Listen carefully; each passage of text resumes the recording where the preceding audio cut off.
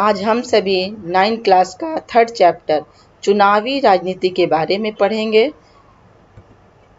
चुनाव क्या है, पहले हम लोग जानेंगे।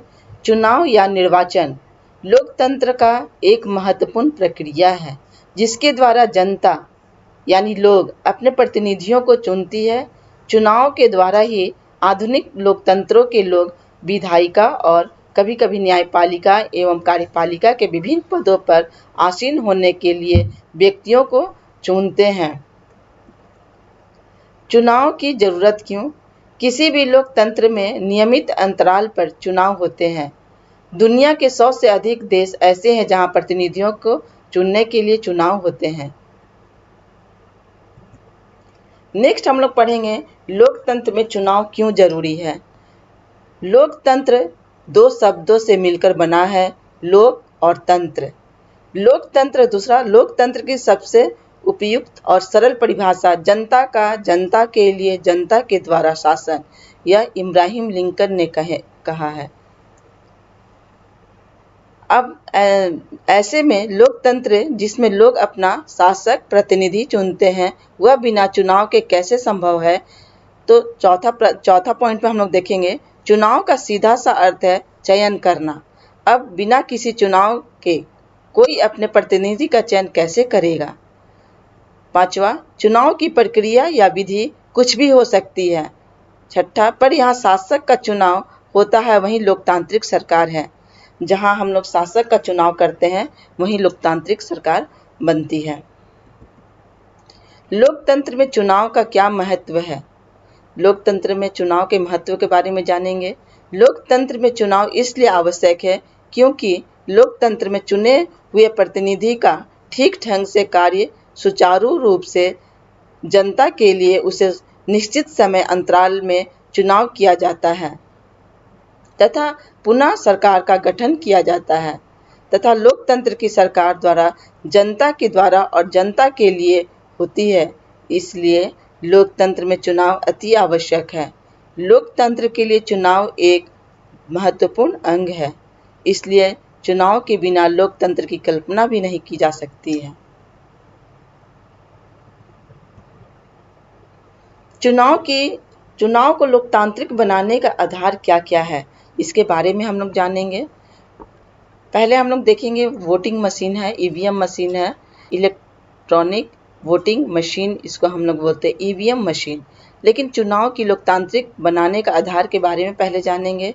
पहला कि हर किसी को चुनाव करने की सुविधा हो, यानी हर किसी को मताधिकार हो और हर किसी को मत का समान मोल हो। दूसरा, चुनाव में विकल्प उपलब्ध हो, पार्टियों और उम्मीदवारों को चुनाव में उतरने की आज़ादी हो और वे मतदाताओं के लिए विकल्प पेश करें। तीसरा, चुनाव का अवसर नियमित अंतराल पर मिलता रहे। नए चुनाव कुछ वर्षों में जरूर कराए जाने चाहिए। चौथा, लोग जिससे चाहे वास्तव में चुनाव उसी का होना चाहिए, मतलब जिसे लोग चाहें उसे वास्तव में चुनाव उसी का होना चाहिए। पांचवा, चुनाव स्वतंत्र और निष्पक्ष ढंग से कराए जाने चाहिए जिसमें लोग सचमुच अपनी इच्छा से व्यक्ति का चुनाव कर सकें। चुनाव की हमारी प्रणाली क्या है। चुनाव हर 5 साल बाद होते हैं। 5 साल के बाद सभी चुने हुए प्रतिनिधियों का कार्यकाल समाप्त हो जाता है। लोकसभा और विधानसभाएं भंग हो जाती है। फिर सभी चुनाव क्षेत्रों में एक ही दिन या एक छोटे अंतराल में अलग अलग दिन चुनाव होते हैं। इसे आम चुनाव कहते हैं। कभी कभी प्रश्न पूछ दिया जाता है कि आम चुनाव से क्या तात्पर्य है।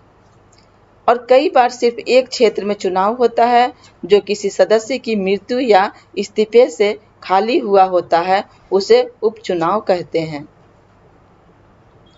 यहाँ पार्लियामेंट का दिखाया गया है, लोकसभा और राज्यसभा।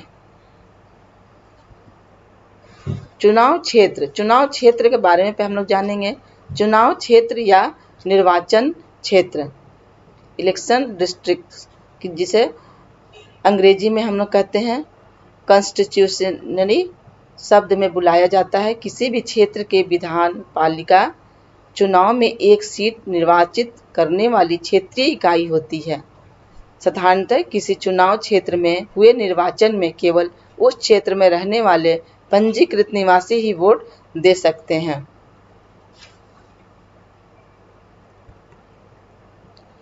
लोकसभा चुनाव के लिए देश में 543 निर्वाचन क्षेत्रों में बांटा गया है।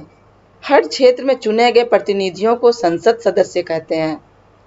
लोकतांत्रिक चुनाव में एक विशेषता है हर वोट का बराबर मूल्य। इसलिए हमारे संविधान में यह व्यवस्था है कि हर चुनाव क्षेत्र में मतदाताओं की संख्या काफी हद तक एक समान हो।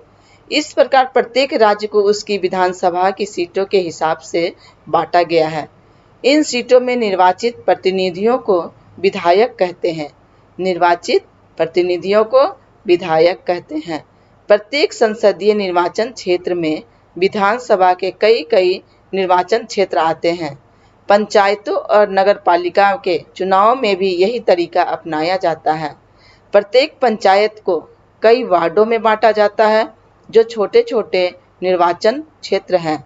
प्रत्येक वार्ड से पंचायत या नगरपालिका के लिए एक सदस्य का चुनाव होता है। कई बार निर्वाचन क्षेत्र को सीट भी कहा जाता है, क्योंकि सीट कहा जाता है। आरक्षित निर्वाचन क्षेत्र क्या है? आरक्षित निर्वाचन क्षेत्र के बारे में हम लोग पढ़ेंगे।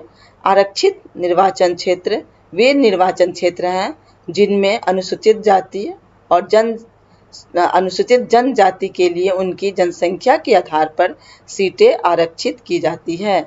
सरल शब्द में हम कहेंगे कि आरक्षित निर्वाचन क्षेत्र यह विशेष रूप से बेहद कमजोर वर्ग यानी अनुसूचित जाति एससी और अनुसूचित जनजाति एसटी का एक निर्वाचन क्षेत्र है। यहाँ क्षेत्र दिखाया गया है अनुसूचित जाति और जनजाति का, जनरल, तीनों का। धन्यवाद बच्चों। इससे हम लोग का कुछ चैप्टर में प्रश्न पूछे जाते हैं, इसको ध्यान से सुनेंगे। चुनाव क्यों आवश्यक है? चुनाव क्यों आवश्यक है? फिर भारत में किस प्रकार की चुनाव प्रक्रिया अपनाई जाती है? इलेक्ट्रॉनिक वोटिंग मशीन क्या है? मतदान किस प्रकार का होता है? लोकतांत्रिक चुनाव के बारे में लिखे। यह 3 नंबर या 4 नंबर के प्रश्न पूछे जाते हैं। इसको ध्यान से पढ़ें और नेक्स्ट इसका और जो बचा हुआ है टॉपिक हम लोग अगले वीडियो में देखेंगे। धन्यवाद बच्चों।